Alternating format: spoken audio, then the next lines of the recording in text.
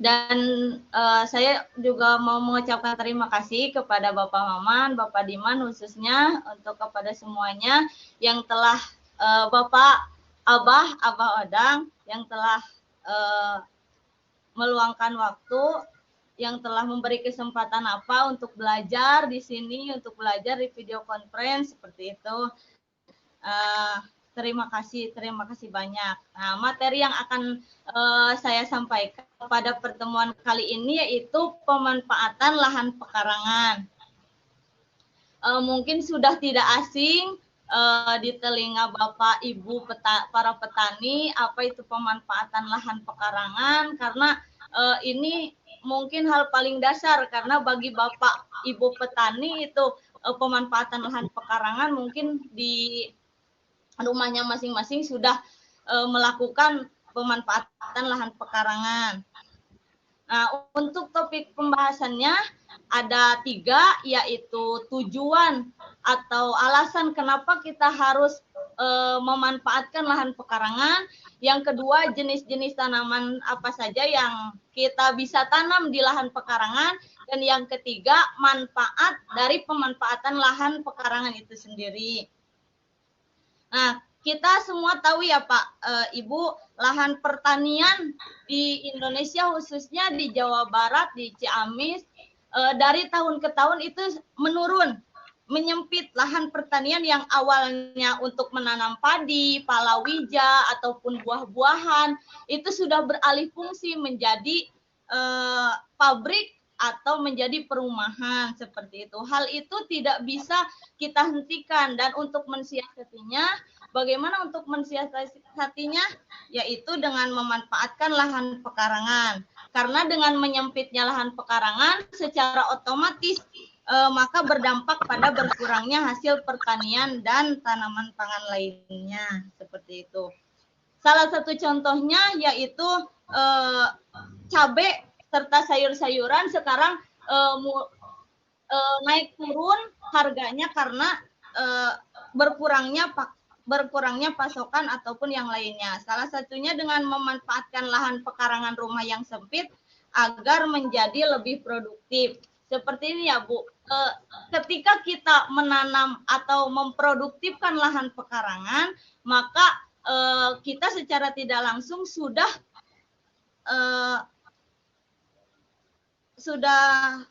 menyelamatkan atau memasok kepada keluarga tanaman pangan atau kebutuhan keluarga itu sendiri.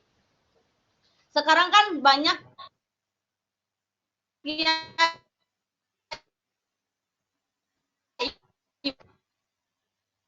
ibu bapak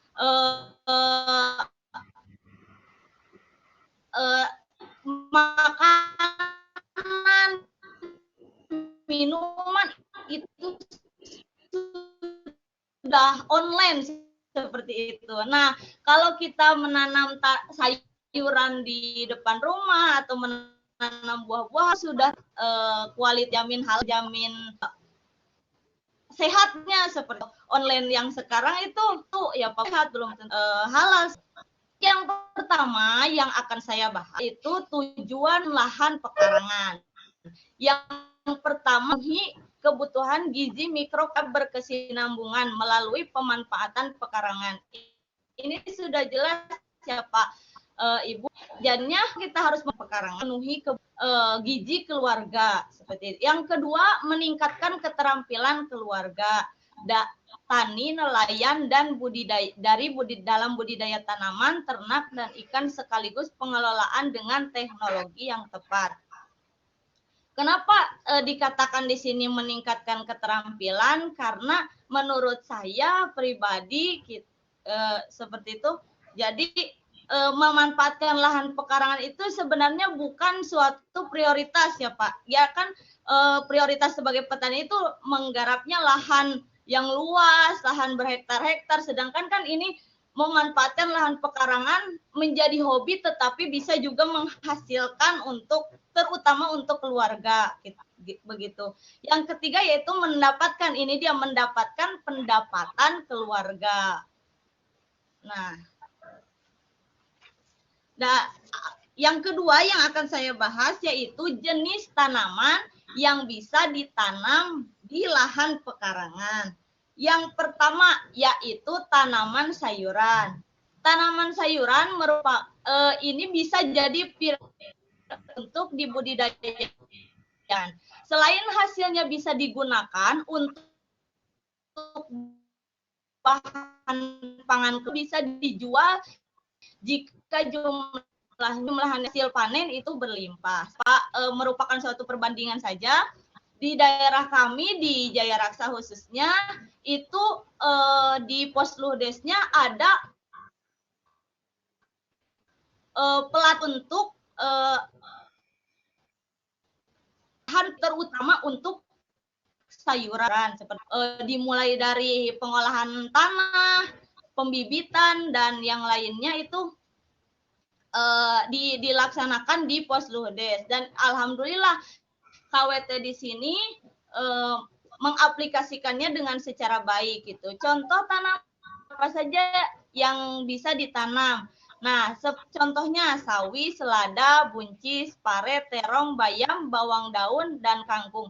Dan kalau kita melihat beberapa minggu ke belakang, ada tidak salah itu Bapak Muhsin namanya, yang memanfaatkan lahan yang tidak terlalu luas untuk menanam bayam rabut. Nah, itu bisa menjadi contoh juga seperti itu. Nah, untuk yang kedua, yaitu tanaman buah. Nah, tanaman buah ini juga bisa ditanam di lahan pekarangan. Memang lebih mudah daripada tanaman sayuran, tetapi kalau tanaman buah hasil panennya atau produksinya lebih lama daripada tanaman sayuran, Pak, Bu, seperti itu. Contohnya di sini hampir setiap rumah, khususnya di dusun yang ada di Desa Jaya Raksa, ini di depan rumah itu tidak ada yang tidak menanam buah naga seperti itu. Dan hasilnya ketika kita menanam tanaman di depan rumah dan termotivasi untuk menjadi lebih luas lagi, nah ditanamlah di lahan perkebunan seperti itu. Dan sekarang alhamdulillah produksinya sudah mencapai luar kota, ke kota Tasik, kota Banjar dan sebagainya seperti itu. Itu dimulai dari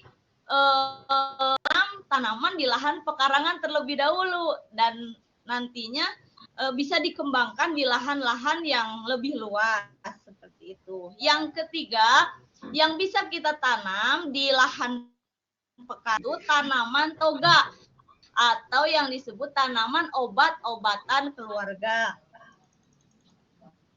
Tanaman toga, nah ini bermanfaat sekali karena herbal dan berkhasiat untuk masalah kesehatan ringan. Dengan budidaya tanaman obat ini, maka kita akan mengeluarkan untuk membeli obat dan menjadi tidak kebergantungan dengan obat-obatan, yang dimana obat-obatan kan cenderung memiliki efek samping yang kurang baik bagi kesehatan gitu.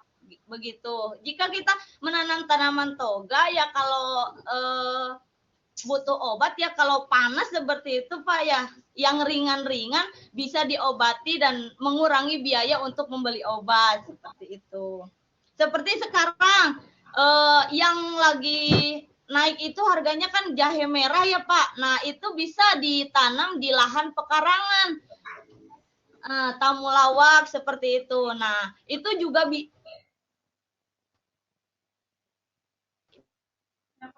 insya Allah bisa menghasilkan seperti